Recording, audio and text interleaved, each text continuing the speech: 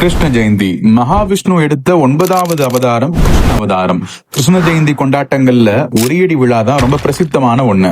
மனிதனா பிறந்த ஒவ்வொருத்தரும் வாழ்க்கையில இயல்பா அமைந்த கடமைகளை முழுமையா செய்யணும் அப்படிங்கறத பகவத்கீதை மூலமா கிருஷ்ணர் உணர்த்திருக்கிறாரு. கிருஷ்ணர் தமிழ்நாட்டுல கண்ணன் அப்படின்னும் வட மாநிலங்கள்ல கண்ணையா அப்படின்னும் அழைக்கப்படுறாரு. கிருஷ்ணருக்கு கேசவன், கோவிந்தன், கோபாலன் அப்படிங்கிற பெயர்களும் இருக்கு.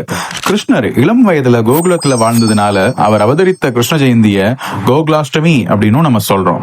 கிருஷ்ண ஜெயந்தி அன்னைக்கு கிருஷ்ணருக்கு ரொம்ப பிடிச்ச சீடை, அவல்லட்டு, அப்பம், தட்டை, முள்ளு முறுக்கு, தோயம், வெண்ணெய், பால் திரட்டு, நாட்டு சர்க்கரை இது எல்லாத்தையுமே படைச்சு நம்ம வழிபடலாம். கிருஷ்ண ஜெயந்தி அன்னைக்கு குழந்தையினுடைய பாத சுவடுகளை வெளியில இருந்து வீட்டுக்கு வர்ற மாதிரி வரையணும் அப்படிங்கறது ஐதீகம். இதனால கிருஷ்ணரே வீட்டுக்கு வருவதா ஒரு நம்பிக்கை.